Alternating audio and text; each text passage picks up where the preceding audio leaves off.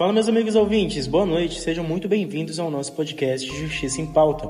Hoje a gente vai mergulhar num dos casos mais pesados, mais tristes e mais comentados da história recente de Manaus, o crime do apartamento 204, também conhecido como Caso Belota. O Ministério Público do Estado encaminha hoje à Justiça a denúncia contra os acusados de envolvimento no caso Belota. Vamos a falar agora sobre o assassinato de 3 pessoas de uma mesma família em Manaus. As testemunhas e os 3 acusados de cometer o triplo homicídio que ficou conhecido como Caso Belota.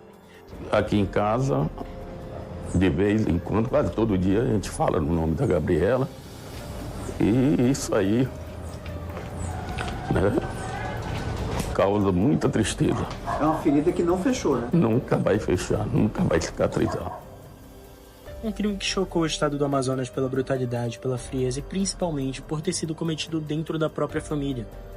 Para me acompanhar nessa viagem pelos fatos, investigações e desdobramentos desse caso, eu tô aqui com ela, nossa voz poderosa, Gracilene, nossa narradora oficial.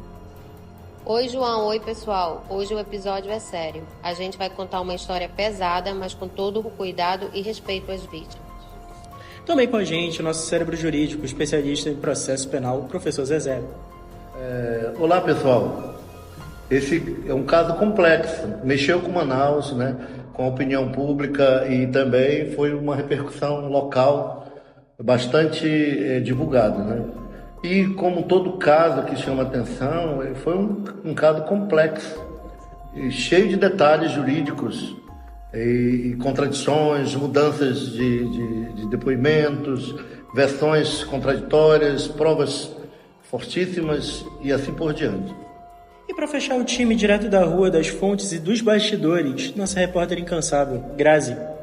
Oi, gente. Tenho aqui recorte de jornais, falas da polícia, laudos e muita coisa que a mídia da época divulgou. Vamos reconstruir essa história de forma mais fiel possível. Gracilene, começa aí contando pra gente como essa história terrível veio à tona.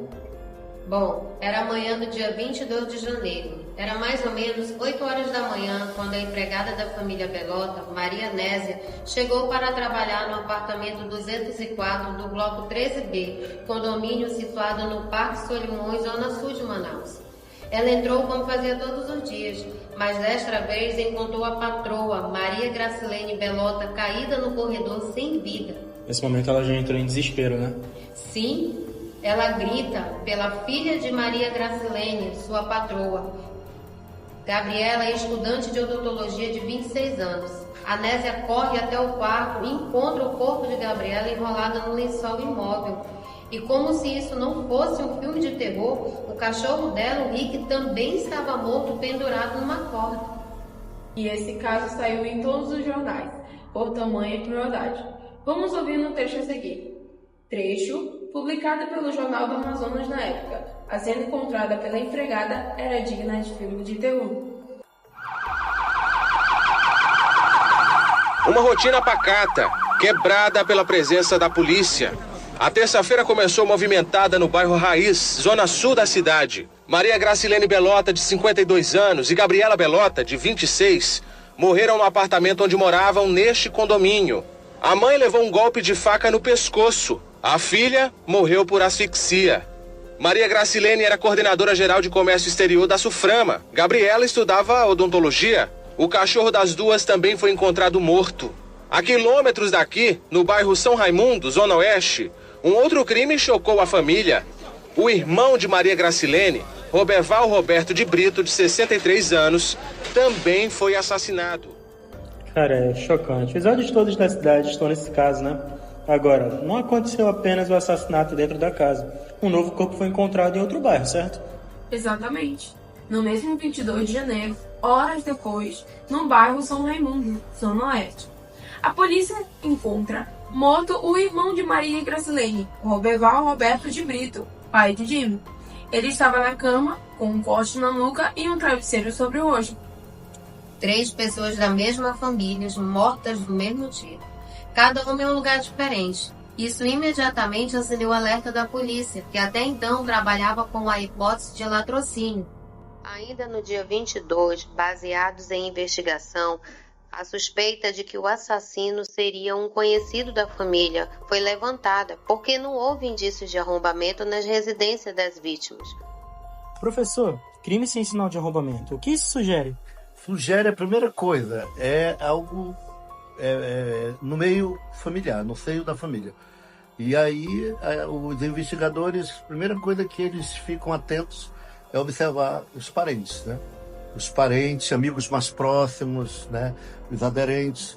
Isso sugere basicamente isso. Porque se não houve nenhum arrombamento, etc., é sinal de que as pessoas conheciam elas entre si. No próprio dia 22, 3 jovens são levados para prestar depoimentos.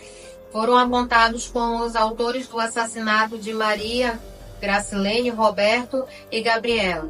Rodrigo Moraes Alves, de 19 anos, Juan Pablo Magalhães, de 18 anos, Jimmy Robert, de 33 anos, filho de Roberval, sobrinho de Gracilene e primo de Gabriela. Ou seja, todos os laços apontavam para alguém que tinha convivência com as vítimas, né?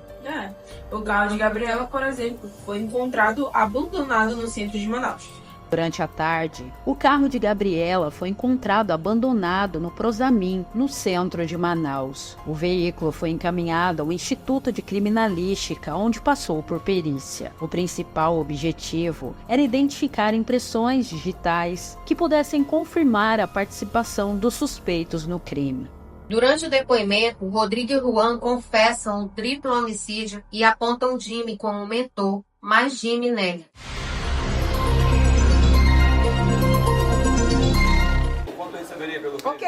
A Polícia Civil vai realizar perícia médico-psiquiátrica no publicitário Jimmy Brito, suspeito de ter planejado e participado do assassinato do pai, Roberval Roberto de Brito, da tia Maria Gracilene e da prima Gabriela Belota. Nesta quarta-feira, 23 de janeiro, ele e os outros 2 suspeitos de envolvimento no crime, Rodrigo Alves e Juan Pablo Bruno Cláudio de Magalhães, foram apresentados como autores na sede da delegacia, na zona oeste de Manaus. Uma perícia do médico psiquiatra para ele dar um laudo sobre ele. Rodrigo e Juan descreveram o crime e confirmaram que Jimmy, filho de Roberval, planejou as mortes há 3 semanas. Jimmy que encabeçou tudo e eu participei porque ele me prometeu uma parte da herança que ele ia receber da família. Eu fui chamado a declarar somente na presença do meu advogado. Tudo isso muda no dia seguinte, certo? Muda sim. No dia seguinte, 23 de janeiro, Jimmy percebe que, enquanto Rodrigo e Juan recebiam apoio da família lá dentro da delegacia, eles estavam sozinhos, né? Nenhum parente apareceu para ajudar, isso mexeu muito com ele. E aí ele desaba e confessa tudo. Professor, esse tipo de mudança de comportamento é comum? Isso prova a frustração, principalmente do Jimmy, em relação ao afetivo dele com a família, né? Então, no mínimo, ele era ignorado, ou talvez não gostasse da família. Isso mostra o comportamento de alguém que não tinha esse afeto, né? E prova disso que as vítimas são parentes diretos, né? Da linha reta, né? Como o pai, enfim. Isso é comum numa pessoa que está frustrada, que está assim, querendo se vingar de alguma maneira ou em busca de outros interesses também. Gracilene, agora é aquela parte pesada, mas necessária. Como foi a execução dos crimes? Por volta das 17h30 do dia 21, Jimmy entra no apartamento da tia com a desculpa de pegar uma agenda. Gabriela o recebe e volta para estudar o quarto. Ele finge que procura a agenda e diz para ela que não encontrou. Jimmy diz também que vai dar uma volta com o cachorrinho, vai sair com ele para caminhar.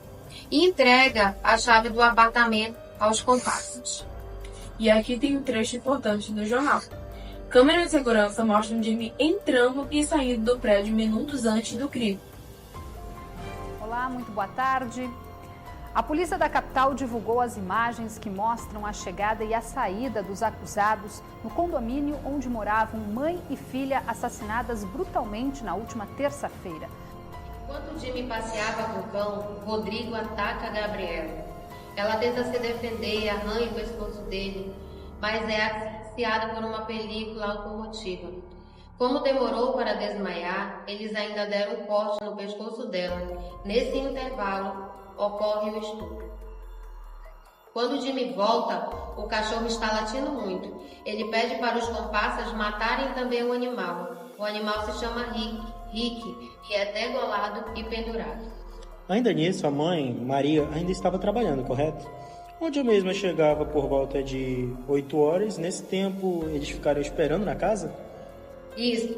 Ficaram dentro da casa até as 20 horas e 30 minutos. As câmeras mostram Maria Gracilene chegando do trabalho.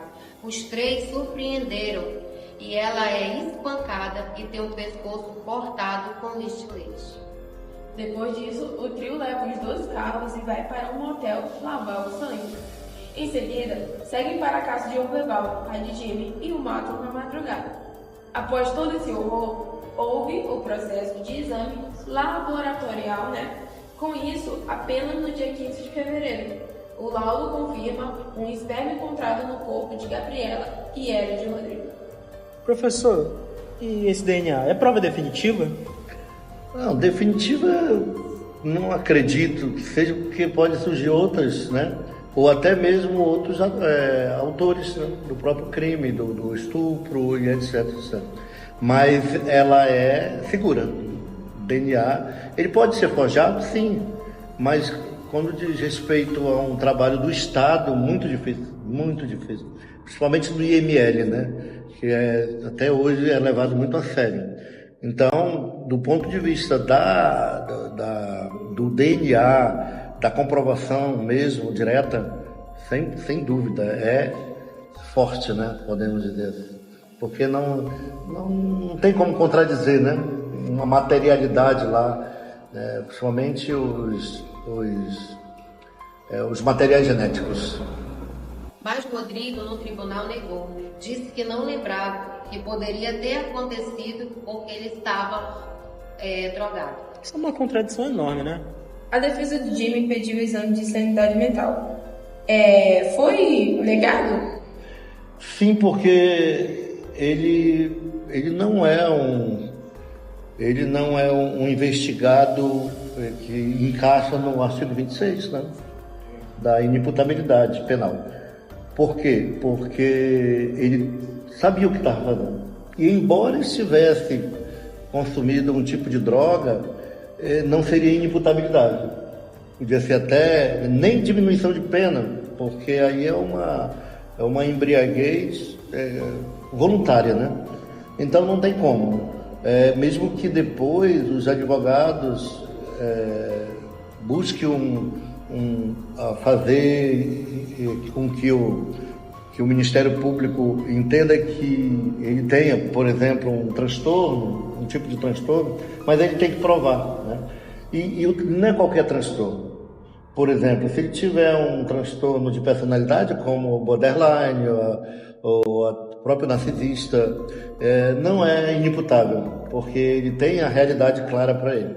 Exceto se ele estivesse no estado de delírio, como um esquizofrênico, talvez um paranoico, Mas não é. Tudo indica que ele não tinha, foi perversidade mesmo, em busca de matar e ficar com a herança. Tudo indica que seria isso. Em maio, Rodrigo é agredido na cela e transferido.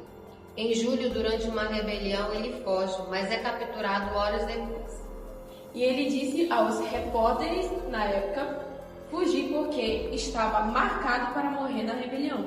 Secretaria de Estado de Justiça e Direitos Humanos, SEJUS, o secretário executivo do órgão de segurança, Luiz Barbonates, confirmou que Rodrigo Alves, suspeito de envolvimento no triplo homicídio, conhecido como caso Belota, estava entre os 144 fugitivos do Instituto Penal Antônio Trindade, o IPAT, na noite de terça-feira, 9 de julho. Fugiu, mas ele não ele foi a periculosidade dele foi momentânea naquele evento isolado. Ele não é uma torcida, não é um assaltante, não é nada desse tipo. Após buscas em torno da unidade prisional, policiais da Força Tarefa capturaram Rodrigo e um fugitivo no início da tarde desta quarta, 10 de julho, em um ramal próximo ao quilômetro 10 da BR-174. Eles retornaram ao presídio. Presos do Instituto Penal Antônio Trindade teriam tentado matar Rodrigo de Moraes Alves, um dos 3 envolvidos no triplo assassinato da família Bellota. Ele estava no isolamento e, apesar das marcas da agressão, a Secretaria de Estado de Justiça diz que tudo não passou de uma brincadeira. Em novembro de 2013, acontece o julgamento.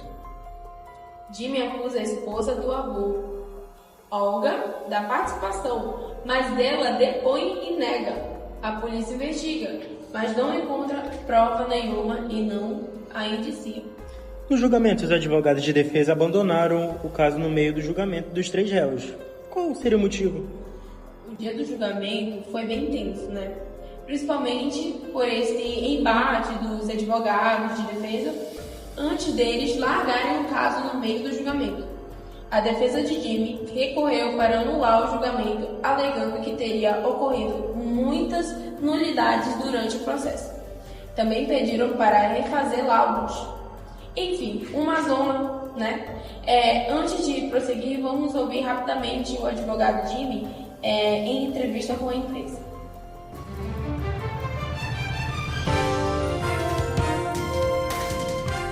Começaram a ser julgados hoje em Manaus os 3 acusados pelo triplo homicídio que chocou a cidade no início do ano. A defesa de um dos réus, acusado de ser o mentor dos assassinatos do pai, tia e prima, ainda tentou uma manobra para adiar o júri popular, mas sem sucesso. Os réus chegaram ao Fórum Enoque Reis às 8 da manhã. Parentes das vítimas também compareceram e, em um protesto silencioso, pediam justiça. O triplo homicídio aconteceu em janeiro deste ano. Mãe e filha foram assassinadas dentro da própria casa. Acusado de comandar o crime, Jimmy Robert é sobrinho e primo das vítimas. No mesmo dia, o pai dele, de 63 anos, também foi assassinado. O motivo, a disputa por uma herança. Além de Jimmy, Rodrigo Alves e Juan Pablo Bruno também foram presos, acusados de participação. Essa manhã, os advogados destacaram a tese que seria apresentada na defesa de Rodrigo e Juan. Eu tive um último contato com o réu antes da realização desse tribunal do júri e ele vai expor ainda outras situações que ninguém conhece. Rodrigo foi uma vítima do Jimmy. A defesa tem que seguir, em primeiro lugar, a linha técnica, em segundo, a linha política. E a linha política, nesse caso, é o combate à violência, explicando as causas aonde a violência origina. E se nós não contermos a origem dessa violência, nós não vamos conter o fim da violência. Antes de começar o julgamento, alegando falta de acesso aos autos e ao conteúdo apreendido pela polícia na época dos crimes, os advogados de Jimmy Robert pediram o desmembramento do processo. A estratégia da defesa poderia adiar o julgamento do publicitário. A defesa tem o direito de requerer uma defesa plena. Isso só é nos garantido se a gente tiver acesso a tudo nos autos. O artigo 479 do Código de Processo Penal dispõe que nós temos o direito de juntar documentos novos até 3 dias antes do julgamento. Nós não tivemos acesso às provas juntadas aos autos. Nos autos, no auto de exibição, consta que existem 2 DVDs, 2 pendrives e diversas provas, um HD. Ou seja, como vamos a um julgamento se a defesa não teve acesso às provas? Mas o pedido foi contestado pelo Ministério Público. Ao agir dessa forma, eles demonstram desespero de quem está vendo que o processo está riquíssimo de provas para condenação e, no meu entender, por isso que eu acho lamentável, que agindo assim, eles prejudicam a situação do próprio cliente, porque o cliente está preso. Diante do impasse, a juíza Mirza Thelma decidiu retirar dos autos a parte do processo que não teria sido apreciada pelos advogados de Jimmy. Mas mesmo assim, eles alegaram cerceamento de defesa e renunciaram ao caso. Se nós não temos acesso ao acusado em meio reservado, como nos assegura o Estatuto da OAB, se nós não temos acesso, como o doutor Bessua falou, às provas dos autos, que defesa seria essa? Com tudo isso, os advogados decidiram largar o caso, pois a juíza da época, Mirza Thelma, não teria autorizado a anulação. Tanto que o júri ficou cerca de 20 minutos suspenso por conta do abandono da defesa. Então, ele nomeou um defensor público para o caso ali e na hora. Depois que os advogados de defesa de Jimmy Robert abandonaram o julgamento, a juíza Mirza Thelma nomeou um defensor público para assumir o caso. Jimmy recusou. A juíza então nomeou um segundo defensor, que desta vez não pôde ser negado por Jimmy. E o julgamento iniciou com os 3 acusados no banco dos réus. A retomada do julgamento aliviou a família das vítimas. Graças à determinação da juíza que preside o júri, pela firmeza da juíza e do nosso promotor, enfim, começou o julgamento. Mas hoje é um movimento muito grande da sociedade. A sociedade exige e a justiça está prevalecendo, graças a Deus. A primeira testemunha a ser ouvida foi um policial civil que participou das investigações no dia do crime na casa de Gracilene e Gabriela Bellota. Ele respondeu às perguntas dos advogados de defesa por aproximadamente 30 minutos. Ainda pela manhã foram ouvidas mais 3 testemunhas: Maria Nésia Vitor de Amorim, que trabalhava na casa de Roberval Roberto de Brito, e Verdilina Garcia Farias, que trabalhava na casa de Gracilene Bellota, além do pai de um dos réus. As condenações foram bastante pesadas. Jimmy Robert foi condenado a 100 anos de reclusão, sendo 30 anos pelos homicídios de Gabriela e Gracilene e mais 36 pela morte de Roberval e mais 4 anos por furto qualificado. Rodrigo recebeu o total de 94 anos e 8 meses. Juan Pablo, 90 anos de prisão. Vale destacar que, embora as penas sejam altas, a legislação brasileira limita o cumprimento efetivo. Somente permite que os condenados passem, no máximo, 30 anos de recluso. Mas em 2014 o TJ reduziu as penas. O Jimmy foi condenado a 85 anos, Rodrigo a 70 e Juan a 66. A defesa de Jimmy Robert utilizou a tese de crime continuado. Segundo o advogado Diego Padilha, que integra a equipe de defesa de Jimmy, ele explicou que a juíza calculou a pena de forma individualizada e com somatória das penas, quando deveria ter considerado o crime continuado. Os crimes não são diferentes e, como tudo está interligado, é classificado como crime continuado, sendo que dessa forma não há uma somatória da pena. Por isso, a pena da juíza estava tecnicamente errada, afirmou ele. E a primeira Câmara Tribunal do TJM entendeu que houve erros na dosimetria da pena, que é a metodologia que baseia o cálculo da pena. Na decisão definida pela juíza titular da primeira vara do Tribunal do Júri da Comarca de Manaus, a nova análise também assegurou a redução da pena dos demais condenados, apesar do Ministério Público do Estado do Amazonas ter sido contrário ao provimento das apelações. O pai de Gabriela, Coronel Mário Bellota, acredita até hoje que é um fato envolvido, principalmente por causa da disputa do apartamento. Agora vamos às perguntas dos estudantes de Direito que enviaram pelas redes sociais. Pergunta do Iago. Iago escreveu: professor, nesse caso, por que mesmo com confissões o Ministério Público ainda precisou de tantos laudos? A confissão não seria o suficiente? Excelente pergunta. Confissão sozinha nunca basta. Confissão pode ser mudada, ela pode ser manipulada, pode ser falsa, né? E aí, paralelamente, o Ministério precisa de laudos probatórios, né? Como as digitais, DNA, câmera e etc. Antes de concluir esse episódio, e para entender mais de perto ainda o caso Bellota, vamos ouvir o delegado da época, Fernando Bezerra, o grande responsável por toda essa investigação e inquéritos. Sem dúvida. Vamos lá. Sobre o caso, tudo certinho na apresentação inicial e até me facilitou pelo fato que eu não preciso hoje fazer um resumo, né, do caso, uma vez que todo mundo já teve aí uma explicação didática excelente, maravilhosa e bom. Sensacional. Bom, pessoal, esse caso realmente ele é marcante, primeiro pela brutalidade com a qual foi desempenhado ânimos criminosos, né? Nós estamos falando aí de 3 autores que não, de maneira alguma, eles olvidaram, não deixaram de exercer a sua crueldade. Então, eles expressam, manifestam a crueldade em todos os atos desempenhados desse crime, tá? É um crime que tem uma mentoria intelectual, sem dúvida nenhuma, a partir do Jimmy.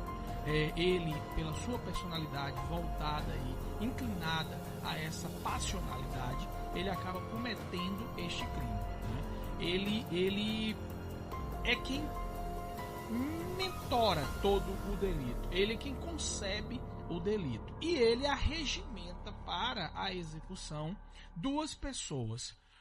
um indivíduo que era companheiro dele, um companheiro amoroso, então ele mantinha um relacionamento amoroso com o Rodrigo, homoafetivo, e ao mesmo tempo arregimenta um amigo com quem eles se relacionavam em razão do uso constante de substância entorpecente, que é o Juan Cláudio Pablo, né, que é um nome complexo. Pois bem, eles três juntos, semanas antes do delito, como foi dito na apresentação, decidem perpetrar a ação criminosa e concebem, inclusive, todo o modus operandi. Por onde começar, por que começaram pelo apartamento da tia e da prima, depois irem para a residência do pai, que era em outra localidade. Então tudo isso a gente vai comentar aqui, vai deixar bem claro, elucidativo para todo mundo que está nos ouvindo, mas é muito importante a gente observar alguns pontos relacionados a esse tema. Primeiro, como nós encontramos os delitos. A primeira coisa que nós nos deparamos foi uma cena de crime não tão cotidiana, porque pela brutalidade, pela crueldade com que nós nos deparamos, não era uma cena cotidiana. Claro, a polícia trabalha no mais alto grau de adversidade. Isso é muito natural pra gente. Porém, a gente não consegue naturalizar quando a crueldade é além da conta. E aí, pessoal, a gente se depara com uma cena de crime e o que mais me choca no dia, porque esse caso, ele é meu do início ao final, mas ele não foi apenas meu. É uma coisa muito importante, eu sempre gosto de tocar isso. Citar, hein? A condução da Delegacia de Homicídios à época era do Dr. Ivanilson. Já ia lembrar, E eu tinha participação constante da doutora George, esposa do Dr. Ivanilson, ambos delegados de polícia, e eu era um novato. Então, esse ponto eu acho que é muito importante. Eu tinha 2 anos de carreira quando esse caso cai no meu colo, né? O ponto que nos marca muito é a forma como a Gabriela foi encontrada. Por que eu denoto que talvez seja uma realidade de maior crueldade com a qual eu convivi na minha carreira? Primeiro, porque era uma menina cheia de vida, uma jovem, blogueira da época. Se a gente fosse comparar hoje em dia, ela talvez exercesse uma influência social, uma influência, né, digital. Não, obviamente, tão efusiva como hoje é, porque hoje você tem várias redes sociais. Na época nós não tínhamos, né, essas redes sociais, mas ela já se destacava. Ela era uma garota que dava dica de moda, dica de lifestyle. Então, era alguém com uma notoriedade social. E a gente tem uma tendência natural de reproduzir isso em pessoas com as quais nós nos inspiramos. E ela era uma menina inspiradora, sem dúvida nenhuma. E a forma como nós encontramos ela estava desnuda, né? Ela tinha um short curto, estava puxado o short na altura dos pés, do tornozelo, a calcinha trazida até a região dos joelhos, tá? O rosto dela estava envolvido em um papel filme, que é o mesmo papel. Isso para mim foi a maior loucura. Desumano, né? Desumano. Um papel filme que se utiliza em prancha de surf para dar aderência. Eu não sei se vocês sabem, aquela parte superior da prancha de surf que se coloca um filme que ele adere de forma intransponível. Agora imagine aquilo que é colocado numa prancha de surf no rosto de uma pessoa, asfixiando essa garota e fazendo-a agonizar por volta de 20 a 25 minutos. Se a perícia me dissesse que Gabriela, quando foi deflorada, porque ela foi deflorada, Gabriela, o Rodrigo, durante a execução do crime, ele realiza atos sexuais de conjunção carnal com Gabriela. E era importante demonstrar se ela estava viva ou se ela já estava morta. Por isso eu requisitei dos peritos o dimensionamento do tempo de morte dela, o tempo de agonia dela. Por quê? Se ela ainda estivesse viva, o Rodrigo responderia por estupro. Correto. E se ela já estivesse morta, o crime não seria mais estupro, uma vez que o estupro é um crime contra a dignidade sexual. Para alguém gozar da dignidade sexual, precisa de estar vivo. Precisa ser sujeito de direitos para o direito brasileiro. Se ela já estivesse morta, seria vilipêndio ao cadáver, que é um crime cuja pena é infinitamente menor. Nós estamos falando de um crime de estupro que é hediondo e um outro crime que é considerado como até de menor grau para o direito. E aí o time deixou a porta aberta, entram os dois, o Juan Pablo Cláudio e o Rodrigo, executam a Gabriela com a crueldade que nós já citamos aqui, enquanto o Juan Pablo se esconde na cozinha, esperando Dona Gracilene, tá? O Rodrigo estupra a Gabriela. E ainda enquanto ela estava agonizando, certo? Então ele estupra a Gabriela no corredor, tá? E o Juan Pablo não percebe essa ação. Nós percebemos, nós denotamos isso durante as investigações. O Jimmy esperava por isso. Isso é um dos pontos que faz com que o Jimmy esmoreça durante a investigação. Quando ele descobre que o Rodrigo praticou um estupro contra a prima. Isso não estava no combinado. E isso tocou o Jimmy sentimentalmente. Por quê? Quando o Rodrigo, que é o primeiro a confessar, quando o Rodrigo confessa durante as investigações, o Jimmy ainda se mantinha impassível. Ele ainda, na sua arrogância, na sua soberba, na sua petulância, ele ainda se mantinha impassível. Ele não queria confessar. Mas, quando ele descobre que o Rodrigo cometeu o estupro, ele baixa a bola.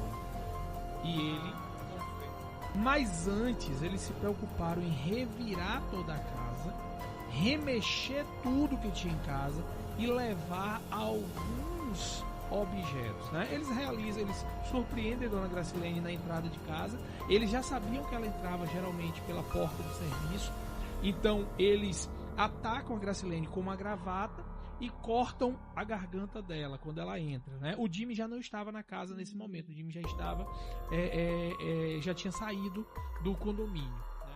A noite toda eles desenvolvem o crime. Aí eles vão até a casa do pai, né, seu Roberval, executam o seu Roberval na madrugada por volta de quase 5 horas da manhã, né? Nós conseguimos inclusive o mendigo que era vigia da rua. Nós localizamos o mendigo que era vigia da rua para confirmar que o carro estava lá e que o carro estava com o ar-condicionado ligado. Aí depois que eles executam o crime, eles fogem para um motel ali próximo à ponte do Rio Negro. Um motel ali no finalzinho da Compensa, próximo à ponte do Rio Negro, certo? Para tentar simular uma história cobertura, simular um álibi. Lá no motel eles ficaram usando drogas, tá? E de manhã cedo, o Jimmy retorna para casa. Após a empregada descobrir que os corpos estavam no Parque Solimões. Isso, até então, o seu Roberval não tinha sido descoberto. Seu Roberval foi vir a ser descoberto por volta de umas 7h30, 8 horas. A empregada encontrou a Gabriela e a Gracilene mortas por volta de quase 7 horas da manhã. Foi quando nós fomos acionados, né? E o Jimmy estava dopado, já tinha tomado remédios. Aí mais tarde, enquanto a gente estava desenvolvendo o local de crime, umas 10 horas da manhã, aparece no local de crime, dentre os curiosos, Rodrigo. E um policial civil bem experiente, que a gente sempre infiltra policiais nos locais de crime, porque há na doutrina criminológica uma tendência ao autor retornar para contemplar sua obra. Esse crime é marcante porque toca pessoas do nosso cotidiano. A gente está acostumado a dizer, o crime foi guerra de facção, foi isso, foi aquilo, mas quando o crime é passional, quando o crime tem relação intrafamiliar, quando o crime mexe com essa circunstância mercenária, isso chama a nossa atenção, porque todos nós aqui estamos inseridos em um ambiente familiar, temos os nossos conflitos familiares, tem as circunstâncias financeiras que estão envolvidas nas nossas famílias, né? Temos os nossos amigos externos à família, temos que conviver com as heterogeneidades humanas. Então, assim, é a mesma realidade que o Jimmy tinha, que o Rodrigo tinha, que todo mundo tinha, né? Agora, claro, nós não nos inclinamos ao crime. Então, assim, esse crime, ele tem uma grande lição, que é exatamente isso, né? É ser estudado para que a sociedade evite cada vez mais repetir atos como esse. A gente não merece. A gente não merece ter que enfrentar de novo um caso como esse. Convivemos com o homicídio, sim, o homicídio hoje faz parte da nossa vida, mas obviamente a gente precisa reduzir cada vez mais os nossos números que envolvem homicídio e principalmente esses homicídios. Que episódio pesado, mas necessário. A gente agradece a presença de Grislene, Grazi e também do nosso professor Zezé. Obrigada, gente. Triste, mas importante lembrar dessas histórias. Obrigada, a informação é sempre uma forma de justiça. Queridos alunos, estarei sempre à disposição de vocês aí para o próximo podcast. E você que ouviu até aqui, muito obrigado pela sua companhia e até a próxima.